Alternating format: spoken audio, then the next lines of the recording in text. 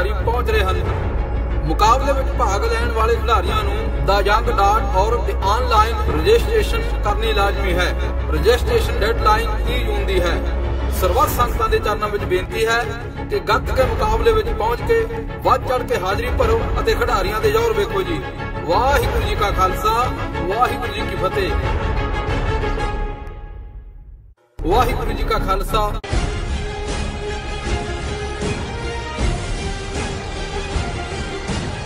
दर्शकों ब्रेक तो बाद जी आयां नूं प्रोग्राम सचो सच विच हुण जो अज दा थर्ड वाला इशू है उस बारे आपां राजा कोलों उन्हां दे विचार सुनदे आ। सो आई थिंक थोड़ी जी भी गलती भी हुई, जिस तरह कि टैक्नीकल प्रॉब्लम सी, जिहड़ा दूसरा अपना सैगमेंट सी वो फेसबुक ते नहीं आया, एरर दिखा रहा सी। सो उस लई असां माफी चाहते हैं, पर साडा ते कसूर नहीं हैगा। आई थिंक फेसबुक वालियां ने कुछ कीता जां टैक्नीकल प्रॉब्लम सी। सो हुण आपां जो अज दा अगला इशू है उस बारे आपां डॉक्टर साहब कोलों उन्हां दे विचार सुनदे आ। पर पहले सैगमेंट ते ਤੁਹਾਡੇ ਜੋ ਮੈਸੇਜ ਨੇ ਸਾਨੂੰ ਮਿਲ ਚੁੱਕੇ ਨੇ, ਲਿਖਣ ਲਈ ਤੁਹਾਡਾ ਬਹੁਤ ਬਹੁਤ ਸ਼ੁਕਰੀਆ। ਥੋੜੇ ਪਲਾਂ ਵਿੱਚ ਇਹਨਾਂ ਨੂੰ ਆਪਾਂ ਸ਼ੇਅਰ ਕਰਨ ਜਾ ਰਹੇ ਹਾਂ ਤੇ ਸਾਨੂੰ ਇਸੇ ਤਰ੍ਹਾਂ ਹੀ ਬਣੇ ਰਹਿਣਾ। ਜੀ ਡਾਕਟਰ ਸਾਹਿਬ ਕੀ ਕਹਿਣਾ ਚਾਹੋਗੇ? ਦੇਖੋ, ਅਸੀਂ ਜਿਵੇਂ ਦੂਸਰੇ ਸੈਗਮੈਂਟ ਦੇ ਵਿੱਚ ਕਿ ਮੋਦੀ ਦੀ ਸੈਕੰਡ ਟਰਮ ਦੀ ਸ਼ੁਰੂਆਤ ਦੇ ਨਾਲ ਹੀ ਕੀ ਕੁਝ ਚੱਲ ਰਿਹਾ ਹੈ, ਬਿਲਕੁਲ ਚੱਲ ਤਾਂ ਪਿਛਲੇ 5 ਸਾਲ ਤੋਂ ਹੀ ਰਿਹਾ। ਈਵਨ ਜਿਹੜੀਆਂ ਆਫੀਸ਼ੀਅਲ ਫਿਗਰਸ ਨੇ ਕਿ 250 ਦੇ ਕਰੀਬ ਬੰਦੇ ਪਿਛਲੇ ਸਾਲਾਂ ਦੇ ਵਿੱਚ ਲਿੰਚਿੰਗ ਦੇ ਵਿੱਚ ਮਾਰੇ ਗਏ, ਮੌਬ ਲਿੰਚਿੰਗ। ਲੇਕਿਨ ਇਸ ਵੇਲੇ ਮਾਹੌਲ ਇੱਕ ਪਾਸੇ ਗੋਆ ਤੋਂ ਲੈ ਕੇ ਦਿੱਲੀ ਤੱਕ ਔਰ ਕਸ਼ਮੀਰ ਤੋਂ ਕੰਨਿਆ ਕੁਮਾਰੀ ਤੱਕ, ਪੌਂਡੀਚੇਰੀ ਤੱਕ ਨਫ਼ਰਤ, ਹੇਟਰੇਡ ਔਰ ਉਹੀ ਜੋ ਇਹਨਾਂ ਦਾ ਈਵਨ ਇੱਕ ਹਵਾਲੇ ਨਾਲ ਨਹੀਂ, ਕਿਉਂਕਿ ਇੱਕ ਇੰਪੋਰਟੈਂਟ ਇਸ਼ੂ ਸੀ ਕਿ ਈਵਨ ਅਮਿਤ ਸ਼ਾਹ ਨੇ ਕਿਵੇਂ ਪਾਰਲੀਮੈਂਟ ਦੇ ਵਿੱਚ ਆਰਟੀਕਲ 370 ਜਿਹੜਾ ਕਸ਼ਮੀਰ ਨੂੰ ਇੱਕ ਯੂਨੀਕ ਥਾਂ ਦਿੰਦਾ ਹੈ ਭਾਰਤੀ ਆਇਨ ਦੇ ਵਿੱਚ, ਕਨਸਟੀਟਿਊਸ਼ਨ ਦੇ ਵਿੱਚ, ਉਹਦੇ ਬਾਰੇ ਵੀ ਕਿਹਾ ਕਿ ਜੀ ਉਹਦੇ 'ਚ ਤਾਂ ਲਿਖਿਆ ਹੈ ਕਿ ਟੈਂਪਰੇਰੀ ਹੈ ਪ੍ਰੋਵੀਜ਼ਨ।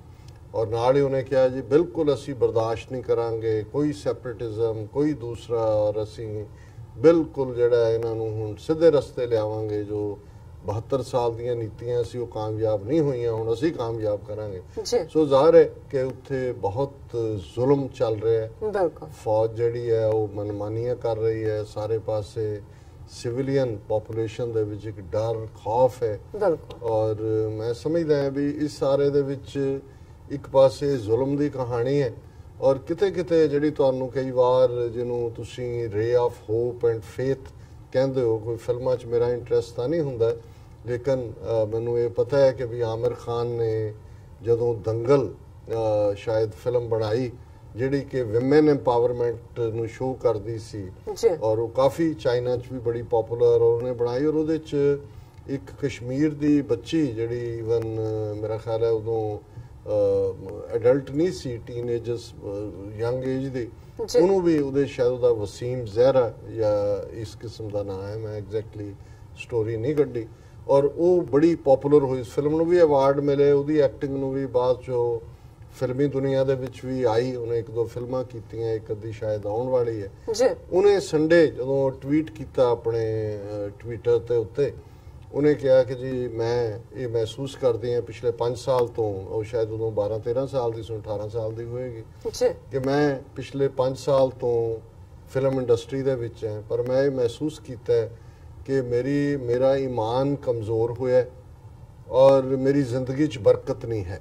ਹੁਣ ਜ਼ਾਹਰ ਹੈ ਕਿ ਜਿਹੜੇ ਵੀ ਧਰਮ ਨੂੰ ਸਮਝਣ ਵਾਲੇ ਨੂੰ ਸਮਝਦੇ ਨੇ ਵੀ ਈਮਾਨ ਕੀ ਹੈ। ਈਮਾਨ ਤੁਹਾਡਾ ਫੇਥ ਹੈ ਔਰ ਫੇਥ ਤੁਹਾਨੂੰ ਜ਼ਿੰਦਾ ਰੱਖਦਾ ਹੈ ਜਿਹੜੇ ਈਮਾਨ 'ਚ ਯਕੀਨ ਰੱਖਦੇ ਨੇ। ਫੇਥ ਤੋਂ ਬਿਨਾਂ ਤੁਸੀਂ ਜਿਵੇਂ ਚਲਦੀਆਂ ਫਿਰਦੀਆਂ ਲਾਸ਼ਾਂ ਹੁੰਦੀਆਂ ਨੇ, ਜਿਵੇਂ ਅਸੀਂ ਮਜ਼ਹਬ, ਸਿੱਖੀ, ਕੇਸ, ਸਾਡਾ ਕੇਸਾਂ ਸਵਾਸਾਂ ਨਾਲ ਨਿਭਣ ਦੀ ਗੱਲ, ਇਹ ਸਾਡੇ ਈਮਾਨ ਦੀ ਗੱਲ ਹੈ। ਤੇ ਦੂਸਰਾ, ਜਦੋਂ ਤੁਸੀਂ ਫਿਰ ਬੇਸ਼ੱਕ ਤੁਹਾਨੂੰ ਸ਼ੋਹਰਤ ਮਿਲਦੀ ਹੈ, ਤੁਹਾਡੇ ਕੋਲ ਧਨ ਹੁੰਦਾ ਹੈ ਔਰ ਇਹਦੇ ਬਾਵਜੂਦ ਤੁਹਾਨੂੰ ਲੱਗਦਾ ਹੈ ਵੀ ਤੁਹਾਡੀ ਜ਼ਿੰਦਗੀ 'ਚੋਂ ਜਿਹੜਾ ਰੱਬ ਦੀਆਂ ਬਲੈਸਿੰਗਸ, ਰੱਬ ਦੀਆਂ ਰਹਿਮਤਾਂ ਦੇ ਨਾਲ ਇੱਕ ਟਿਕਾ, ਇੱਕ ਸਹਿਜ ਸੀ, ਉਹ ਤੁਹਾਡੀ ਜ਼ਿੰਦਗੀ 'ਚੋਂ ਗਾਇਬ ਹੋ ਗਿਆ। ਸੋ ਉਹਨੇ ਬੀਬੀ ਨੇ ਕਹਿ ਕੇ ਕਿ ਵੀ ਮੇਰਾ ਈਮਾਨ ਔਰ ਬਰਕਤ ਨਹੀਂ, ਔਰ ਉਹਨੇ ਕਿਹਾ ਜੀ ਮੈਂ ਇਸ ਦੁਨੀਆ ਨੂੰ ਹਮੇਸ਼ਾ ਲਈ ਛੱਡ ਰਹੀ ਹਾਂ, ਫਿਲਮੀ ਦੁਨੀਆ ਨੂੰ। ਹੁਣ ਜ਼ਾਹਰ ਹੈ ਕਿ ਇੱਕ ਉਹ ਕਿਵੇਂ ਆਪਣੇ ਆਪ ਨਾਲ ਘੁਲੀ 5 ਸਾਲ ਔਰ ਉਹ ਇਸ ਸਿੱਟੇ ਤੇ ਪਹੁੰਚੀ ਵੀ ਨਹੀਂ, ਮੇਰੇ ਲਈ ਆਪਣਾ ਈਮਾਨ ਔਰ ਆਪਣਾ ਪੀਸ ਆਫ ਮਾਈਂਡ ਹੈ ਜਿਹਨੂੰ ਮੈਂ ਪਹਿਲ ਦੇਣੀ ਹੈ, ਦੂਸਰਾ ਨਹੀਂ। ਹੁਣ ਉਹਨੂੰ ਲੈ ਕੇ ਬੇਸ਼ੱਕ ਉਮਰ ਅਬਦੁੱਲਾ ਹੋਏ ਜਾਂ ਜਿਹੜੀ ਇੱਕ ਨਵੀਂ ਪਾਰਟੀ IAS ਆਫੀਸਰ ਨੇ ਰਿਜ਼ਾਈਨ ਕੀਤਾ ਹੈ, ਉਹਨਾਂ ਨੇ ਉਹਨੂੰ ਸਪੋਰਟ ਕੀਤਾ ਕਿ ਵੀ ਤੂੰ ਠੀਕ ਜੋ ਤੈਨੂੰ ਚੰਗਾ ਲੱਗਾ ਹੈ, ਈਵਨ ਹੋਰ ਵੀ। ਲੇਕਿਨ ਜਿਵੇਂ ਈਵਨ ਉਹਨੂੰ ਟਰੋਲ ਕੀਤਾ ਹੈ ਬਹੁਤ ਸਾਰਿਆਂ ਨੇ, ਹਿੰਦੂ ਤਵੀਆਂ ਨੇ, ਜਿਹੜੀ ਨਫ਼ਰਤ ਹੈ ਇਹ ਦੱਸਣ ਦੇ ਲਈ ਕਿ ਕਿਉਂਕਿ ਉਹਨੇ ਇਜ਼ਹਾਰ ਹੈ ਈਮਾਨ ਔਰ ਬਰਕਤ ਔਰ ਇਸਲਾਮ 'ਚ ਯਕੀਨ ਰੱਖਣ ਵਾਲੀ ਬੱਚੀ ਹੈ, ਉਹਨੇ ਆਪਣਾ ਦੱਸਿਆ ਵੀ ਨਹੀਂ ਇਹ ਫਿਟਨ ਨਹੀਂ ਹੁੰਦਾ। ਈਵਨ ਜਿਵੇਂ ਸਾਡੇ 'ਚੋਂ ਰੈਂਟਾ ਸਿੱਖ ਨੇ, ਉੱਥੇ ਵੀ ਰੈਂਟਾ ਮੁਸਲਿਮ ਨੇ ਜਿਹੜੇ ਹੁਣ ਫਿਲਮ ਇੰਡਸਟਰੀ 'ਚ ਬੈਠੇ, ਉਹਨਾਂ ਦੇ ਜਿਹੜੇ ਮੱਥੇ ਤੇ ਟਿੱਕਾ ਵੀ ਲਾਉਂਦੇ ਨੇ, ਉਹ ਪੂਰਾ ਜਿਹੜਾ ਆਪਣੇ ਆਪ ਨੂੰ ਹਿੰਦੂਆਂ 'ਚ ਜਾ ਕੇ ਸ਼ੋਅ ਕਰਦੇ ਨੇ ਕਿ ਵੀ they are more loyal Hindus than the Hindus themselves. ਉਹਨਾਂ 'ਚੋਂ ਇੱਕ ਦੋ ਨੇ ਨੈਗੇਟਿਵਿਟੀ ਕੀਤੀ ਕਿ ਜੇ ਅਸੀਂ ਕਰ ਰਹੇ ਹਾਂ ਸਾਡੇ ਦਾ ਕੋਈ ਫਰਕ ਨਹੀਂ ਪਿਆ, ਔਰ ਇਹਦੇ 'ਚ ਮਜ਼ਹਬ ਨੂੰ ਲਿਆਉਣ ਦਾ, ਐਕਟਿੰਗ ਦਾ ਇੱਕ ਆਪਣਾ ਧਰਮ ਹੁੰਦਾ। ਨਹੀਂ, ਐਕਟਿੰਗ ਦਾ ਕੋਈ ਧਰਮ ਨਹੀਂ ਹੁੰਦਾ। ਸਭ ਤੋਂ ਪਹਿਲਾਂ ਤੁਹਾਡਾ ਆਪਣਾ ਫੇਥ ਹੁੰਦਾ ਹੈ ਔਰ ਫਿਰ ਤੁਹਾਡਾ ਕਿੱਤਾ ਹੁੰਦਾ ਹੈ। ਤੇ ਜਿਹੜਾ ਵੀ ਕਿੱਤਾ ਜਿਹੜਾ ਹੈ, ਕੋਈ ਐਕਟਿੰਗ ਜਾਂ ਫਿਲਮੀ ਦੁਨੀਆ ਕੋਈ ਪ੍ਰੋ ਬੋਨੋ ਤਾਂ ਨਹੀਂ ਕਰਦਾ, ਕੋਈ ਲੋਕਾਂ ਦੀ ਭਲਾਈ ਲਈ ਤਾਂ ਨਹੀਂ ਕਰਦਾ। ਤੁਸੀਂ ਪੈਸਾ ਬਣਾਉਂਦੇ ਹੋ, ਫੇਮ ਲੈਂਦੇ ਹੋ, ਟਨਾਂ ਦੇ ਟਨ ਤੁਸੀਂ ਧਨ ਇਕੱਠਾ ਕਰਦੇ ਹੋ, ਬਲੈਕ ਮਨੀ ਲੈਂਦੇ ਹੋ, ਘੱਟ ਟੈਕਸ ਸ਼ੋਅ ਕਰਦੇ ਹੋ, ਹੋਰ ਉੱਥੇ ਕੀ ਕਰਤੂਤਾਂ ਕਰਦੇ ਹੋ ਉੱਪਰ ਤੱਕ ਜਾਣ ਲਈ, ਉਹ ਹਰ ਕੋਈ ਜਾਣਦਾ। ਤੁਸੀਂ ਆਪਣੇ ਹੀ ਉਹਨਾਂ ਨੂੰ ਦੇਖ ਲਓ ਜਿਹੜੀਆਂ ਐਕਟ੍ਰੈਸਿਸ ਬਾਅਦ ਚ ਕਹਿੰਦੀਆਂ ਕਿ ਵਾਟ ਦੇ ਵੈਂਟ ਥਰੂ, ਜਿਹਦੇ ਚ ਉਹਨਾਂ ਦੀ ਪਬਲਿਸਿਟੀ ਨਿਕਲੀ। ਸੋ ਇੱਕ ਜੇ ਸੱਚੀ ਬੱਚੀ ਨੇ ਜਿਹਨੂੰ ਇਹ ਲੱਗਾ ਕਿ ਵੀ ਨਹੀਂ ਇਹ ਮੈਂ ਬਾਰ-ਬਾਰ ਕੰਪਰੋਮਾਈਜ਼ ਕਰਨ ਵਾਲੀ ਗੱਲ ਹੈ ਆਪਣੇ ਫੇਥ ਨਾਲ, ਲੇਕਿਨ ਹਿੰਦੂ ਤਵੀਆਂ ਨੇ ਇਸ ਹੱਦ ਤੱਕ ਜਾ ਕੇ ਨੈਗੇਟਿਵਿਟੀ ਕੀਤੀ। ਖਬਰਾਂ ਬਣੀਆਂ ਹੋਈਆਂ ਨੇ ਪਹਿਲੇ ਸੀ ਕਿ ਜੀ ਉਹਨੇ ਟਵੀਟ ਕਰਕੇ ਜਿਹੜਾ ਉਹ ਕੁਇਟ ਕਰ ਦਿੱਤਾ ਵੀ ਹੁਣ ਨਹੀਂ ਰਹੇਗੀ, ਫਿਰ ਟ੍ਰੋਲਿੰਗ ਦੇ ਉੱਤੇ ਲਾਈਨ ਸ਼ੁਰੂ ਹੋਈ। ਸੋ ਮੈਂ ਦੇਖ ਰਿਹਾ ਕਿ ਵੀ ਇਸ ਸਾਰੇ ਨਫ਼ਰਤ ਦੀ ਅੱਗ ਦੇ ਸਮੁੰਦਰ ਦੇ ਵਿੱਚ ਜਿੱਥੇ ਜਿੱਥੇ ਵੀ ਕੋਈ ਹਰਿਆ ਭਰਿਆ, ਕੋਈ ਸੁੱਕੀ ਥਾਂ, ਕੋਈ ਜਿੱਥੇ ਸਕੂਨ, ਜਿੱਥੇ ਅੱਗ ਨਹੀਂ, ਜਿੱਥੇ ਪਿਆਰ ਤੇ ਮੁਹੱਬਤਾਂ ਦੇ ਫੁੱਲ ਖਿੜਦੇ ਨੇ। ਔਰ ਮੈਂ ਇੱਕ ਖਬਰ ਜਿਹੜੀ ਕਿ ਜਿਹੜਾ ਇਹਨਾਂ ਦਾ ਵੈਬਸਾਈਟ ਹੈ ਡੇਲੀ ਸਿੱਖ ਅਪਡੇਟਸ ਦੇ ਥੱਲੇ ਦੇਖੀ, ਮੈਨੂੰ ਲੱਗਾ ਕਿ ਵੀ ਜਿੱਥੇ ਅਸੀਂ 2-3 ਪਹਿਲੇ ਸੈਗਮੈਂਟ 'ਚ ਡਿਸਕਸ ਕੀਤਾ ਵੀ ਕਿਵੇਂ ਸਿੱਖ ਨੌਜਵਾਨਾਂ ਨੇ ਜਾ ਕੇ RSS ਵਾਲਿਆਂ ਨੂੰ ਘੇਰਿਆ ਕਿ ਵੀ ਤੂੰ ਕਿਉਂ ਖਿਲਾਫਤ ਕਰਦਾ ਹੈ, ਔਰ ਮੁਸਲਮਾਨਾਂ ਦੀ ਵੀ ਉਹਨਾਂ ਨੇ ਕਿਹਾ ਤੁਹਾਨੂੰ ਕੀ ਹੱਕ ਹੈ ਮਸੀਤਾਂ ਤੇ ਜਾਂ ਮੁਸਲਮਾਨਾਂ ਦੇ ਖਿਲਾਫ ਕਹਿਣ ਦਾ। ਉੱਥੇ ਖਬਰ ਹੈ Sikh elders won't let anyone demolish mosque in Ludhiana village despite zero Muslim population. ਇਹ ਲੁਧਿਆਣਾ ਜ਼ਿਲ੍ਹੇ ਦਾ ਪਿੰਡ ਹੈ ਹੈਦੋਂ ਬੇਟ। ਇਸ ਦੇ ਹਵਾਲੇ ਨਾਲ ਖਬਰ ਹੈ ਕਿ ਪਿੰਡ ਦੇ ਸਿੱਖ ਬਜ਼ੁਰਗਾਂ ਨੇ, ਸਿੱਖ elders of the Ludhiana village Haidonbet refused to let anyone demolish the mosque built in 1920 despite zero Muslim population in the village. We will not let anyone demolish the masjid. और दर्शक स्क्रीन ते देख सकते हैं उन्हें बुजुर्गों की picture भी और मसीद की भी 1920 च बनी है, 100 साल पुरानी है। 1947 च मुसलमान वछिंदे पिंड दे चले गए, पिंड च कोई मुसलमान नहीं है, पर ये बुजुर्ग कहते हैं it is the house of God, this is the masjid in the village. और the elder stated that mosque is the house of God and no one has the right to demolish it. कि ਅਸੀਂ ਇਹ ਰੱਬ ਦਾ ਘਰ ਹੈ, ਇਹਨੂੰ ਢਾਣ ਦੇਣ ਦੀ ਅਸੀਂ ਕਿਸੇ ਨੂੰ ਆਗਿਆ ਨਹੀਂ ਦੇਵਾਂਗੇ, ਕਿਸੇ ਨੂੰ ਹੱਕ ਨਹੀਂ ਹੈ। The residents of the village overwhelmingly support the elders and prevent anyone from occupying the abandoned site. नहीं तो ਹੁੰਦਾ ਇਹ ਹੈ ਦੋਵੇਂ ਪਾਸੇ ਜਿੱਥੇ ਕੋਈ ਆਬਾਦੀ ਜਾਂ ਨਹੀਂ ਆਬਾਦ ਉੱਥੇ ਆ ਕੇ ਦੂਸਰੇ ਵੜ ਜਾਂਦੇ ਨੇ, ਜਵਾਰੀਏ ਵੜ ਜਾਂਦੇ ਨੇ, ਕੋਈ ਕਬਜ਼ਾ ਕਰ ਲੈਂਦਾ, ਕੋਈ ਦੂਜਾ। ਉਹਨਾਂ ਨੇ ਕਿਹਾ ਵੀ ਕਿਸੇ ਨੂੰ ਵੀ ਉਹਨਾਂ ਨੇ ਉੱਥੇ ਜਿਹੜਾ ਵੜਨ ਨਹੀਂ ਦਿੱਤਾ, ਕਬਜ਼ਾ ਨਹੀਂ ਕਰਨ ਦਿੱਤਾ।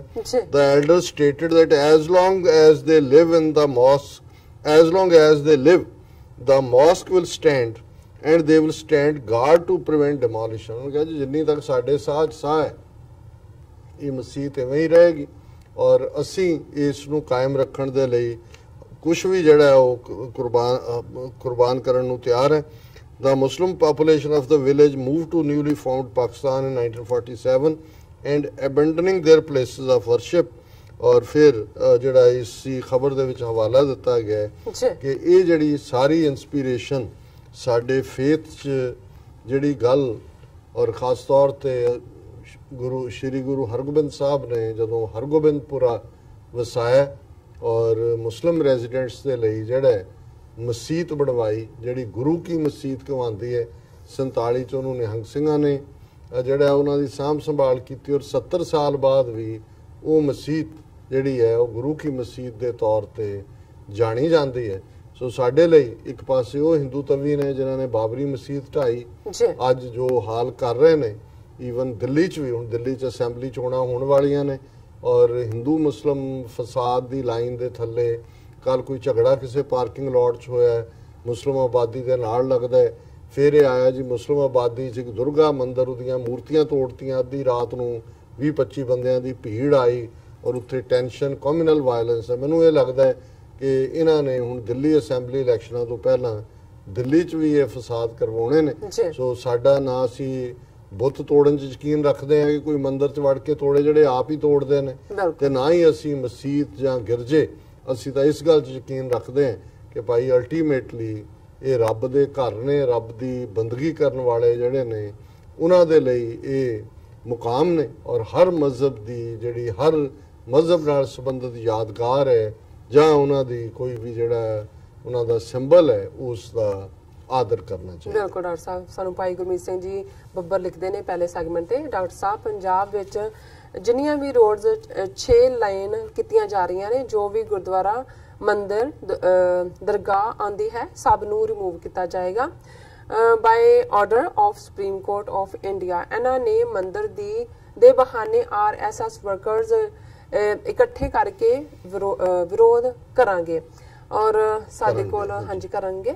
ਔਰ ਐਸ ਸੁਰਿੰਦਰ UK ਤੋਂ ਸਾਨੂੰ ਲਿਖਦੇ ਨੇ, ਉਹਨਾਂ ਨੇ ਜੋ ਆਪਾਂ ਦੂਸਰੇ ਵਾਲਾ ਸੈਗਮੈਂਟ ਡਿਸਕਸ ਕੀਤਾ ਉਸੇ ਬਿਹਾਫ ਤੇ ਉਹਨਾਂ ਨੇ ਸਾਨੂੰ ਲਿਖਿਆ, ਭਾਜਪਾ ਦੇਸ਼ ਦੇ ਹਾਲਾਤ ਖਰਾਬ ਕਰਨ ਲਈ ਤੁਲੀ।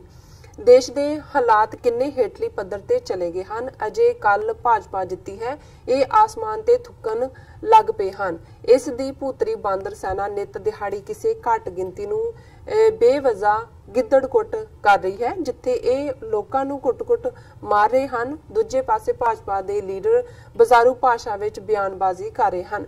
ਇੰਜ ਸ਼ਰੇਆਮ ਫਿਰਕੂ ਨਫ਼ਰਤ ਫੈਲਾਈ ਜਾ ਰਹੀ ਹੈ। ਸੁਨੀਤਾ ਸਿੰਘ ਗੋਂਡਾ ਦੀ ਭਾਜਪਾ ਆਗੂ ਨੇ ਹਿੰਦੂਆਂ ਨੂੰ ਉਕਸਾਇਆ ਹੈ ਇੱਕ ਮੁਸਲਮਾਨ ਔਰਤ ਨਾਲ 10 ਹਿੰਦੂ ਬਲਾਤਕਾਰ ਕਰਨ ਤਾਂ ਕਿ ਮੁਸਲਮਾਨਾਂ ਨੂੰ ਅਕਲ ਦਿੱਤੀ ਜਾਵੇ।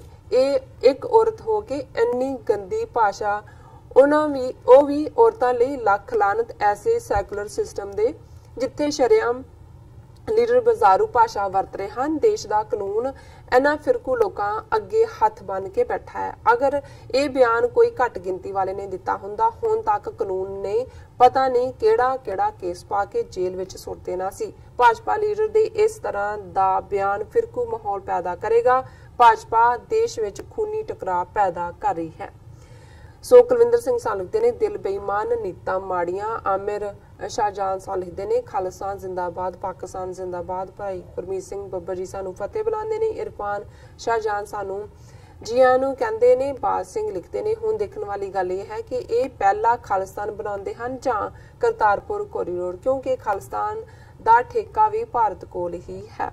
ਕੁਲਦੀਪ ਸਿੰਘ ਸਾਨੂੰ ਫਤਿਹ ਬੁਲਾਉਂਦੇ ਨੇ। ਹਰਚਰਨਜੀਤ ਸਿੰਘ ਸਾਹ ਲਿਖਦੇ ਨੇ, ਵਾਹਿਗੁਰੂ ਜੀ। ਦਰਸ਼ਨ ਸਿੰਘ ਜੀ ਵੀ ਫਤਿਹ ਬੁਲਾਉਂਦੇ ਨੇ। ਸੁਖਜੀਤ ਸਿੰਘ ਸਾਹ ਲਿਖਦੇ ਨੇ, ਇਹ ਅਚਾਨਕ ਆਇਆ ਮੰਦਿਰ ਆਉਣ ਵਾਲੇ ਭਵਿੱਖ ਵਿੱਚ ਗੁਰੂ ਨਾਨਕ ਦੇਵ ਜੀ ਮਹਾਰਾਜ ਨਾਲ ਜੋੜ ਦਿੱਤਾ ਜਾਵੇਗਾ ਜਾਂ ਵੈਸੇ ਵੀ ਇਹਨਾਂ ਨੇ ਹਰ ਇਤਿਹਾਸ ਗੁਰੂ ਘਰ ਦੇ ਨਾਲ ਜਾਂ ਸਾਹਮਣੇ ਆਮਨੇ ਫਰਜ਼ੀ ਮੰਦਿਰ ਬਣਾਏ ਹੋਏ ਨੇ। ਖਾਲਿਸਤਾਨ ਖਾਲਸਾ ਰਾਜ ਦੀ ਆਈਡੀ ਤੋਂ ਸਾਨੂੰ ਲਿਖਿਆ ਫਤਿਹ। ਔਰ ਸੁੱਚਾ ਸਿੰਘ ਗੁੱਡ ਕਹਿੰਦੇ ਨੇ, ਬਾਜ ਸਿੰਘ ਸਾਨੂੰ ਫਤਿਹ ਬੁਲਾਉਂਦੇ ਨੇ। ਸੁਖਜੀਤ ਸਿੰਘ ਸਾਨੂੰ Khalistan is the only solution. Hasan Batti Rana ji ਸਾਨੂੰ ਤੁਹਾਨੂੰ ਲਿਖਦੇ ਨੇ, ਸਲਾਮ ਡਾਕਟਰ ਸਾਹਿਬ, ਖਾਲਿਸਤਾਨ ਜ਼ਿੰਦਾਬਾਦ। ਐਂਡ ਬਸ਼ੀਰ ਸਾਨੂੰ ਲਿਖਦੇ ਨੇ, ਗ੍ਰੇਟ ਖਾਲਿਸਤਾਨ ਜੀ। ਸੋ ਇੱਥੇ ਲੈਣੇ ਆ ਬ੍ਰੇਕ। ਵਿਊਅਰਸ ਤੁਸੀਂ ਇਸ ਤਰ੍ਹਾਂ ਬਣੇ ਰਹਿਣਾ, ਮਿਲਦੇ ਆ ਛੋਟੇ ਜਿਹੇ ਬ੍ਰੇਕ ਤੋਂ ਬਾਅਦ।